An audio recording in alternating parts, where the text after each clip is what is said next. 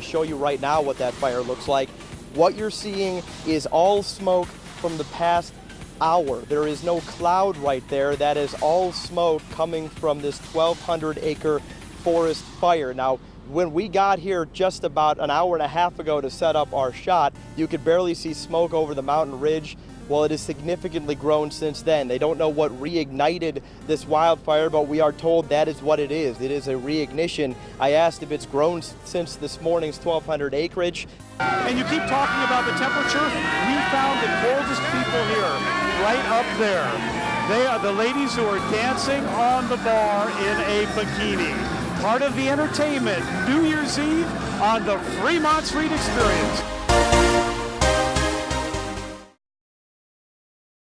Nice and quick with your footwork into your pass. Downtown Las Vegas Soccer Club Technical Director Danny Stone is training his team for a tournament next weekend. That one is more difficult. It's not just any tournament. The International Mayor's Cup is a great tournament. And this isn't just any group of girls. These 13-year-olds are arguably the most successful female soccer team the Silver State has ever produced.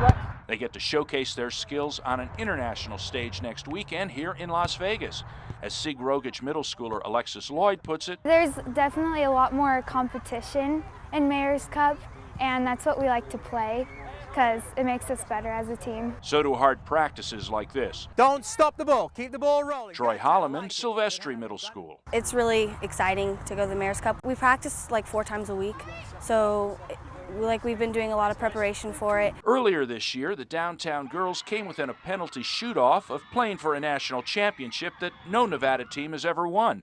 Coach Stone thinks it's only a matter of time. There's no reason why it can't happen at all. No, it's going to take a lot of work from coaches with young players so that by the time they do get into their teen years that they have a very well-rounded background in the game and a technical basis to the game where they can compete and play at that highest level. As the clock ticks down to the Mayor's Cup opening games, Cadwallader Middle School's Maddie Boyd has her agenda set. Just being prepared and getting ready and pumped up for your game.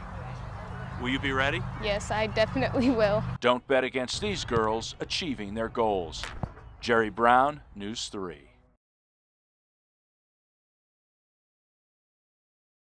There's 60 acres and about 2/3 of it is orchard, and then 1/3 of it is fruits and vegetables. Mark Rubin knows it could have been worse. There's a sweet potato for you. As director of Gilcrease Orchard, this part of town was ground zero during this week's flooding. But while the streets became impassable, the orchard itself was spared. It just surrounded us like an island. It was flooding on all sides. Even though customers were few and far between. We did close on Tuesday, but Thursday the sales were real light because it was still difficult to get to because of all the debris and everything on the roads. Now Rubin is preparing to reopen on Saturday, packaging fresh honey and hoping the weather holds. I don't think it'll be as bad as that last one, but and maybe it'll help clean the roads off. Which is something his neighbor Jim McGee could use a little help with. His driveway still covered in mud. He's been shoveling for 5 days. 7 inches, we measured it, yeah. And it goes all the way through my front yard here, too. So they're out here cleaning up, but that's not really helping you? No, it would if I had this stuff out of here, but until this is out of here, I don't know where I'm going to put it. I'm going to just dump it out there. They'll have to come by and grade it again. And all over this Northwest neighborhood, street sweepers are hard at work, cleaning off dusty streets before another round of storms. As for the orchard, they came up to your fence? Close to the fence. Rubin says a little humidity is good for the crops. It's the torrential downpour he can do without.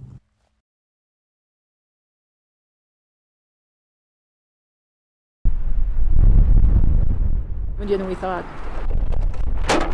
A less than perfect day in parts of Kyle Canyon. Strong winds whipping up dust and ash in areas already scarred from the Carpenter 1 fire. But further up the mountain, Nice to get out of the heat. You know, it's nice to come up here. parking for the Fletcher Canyon Trail is at a premium. The reason? Unlike many other mountain trails, this one is open. We'll stay on the approved trails, that's for sure. And then we have lunch afterwards too and support the local restaurant up here too. This is Carl Gertz and B. Riley's first hike since the mountain reopened 2 weeks ago. And over at the Visitor Center, there are questions. Hilltop is open. What areas are still off limits? Anything south of Kyle Canyon, which is Route 157, is probably going to be closed. Lainey Mowat is with Go Mount Charleston, an organization in charge of visitor information and education. She says safety is the #1 reason some areas remain closed. But there are other issues. Ecologically, we want to leave the area untouched while our burn area emergency response team is still assessing. This weekend, volunteers will be collecting seeds from Joshua trees right here near Harris Springs Road. The idea is to collect material now to be replanted in areas burned by Carpenter 1, giving Mother Nature somewhat of a jump start on regrowth. Still, recovering from this will take time. There is no timeline for reopening burned areas. Sad, very sad. Which means visitors will need a little patience while our mountain recovers. Denise Rosh, News 3.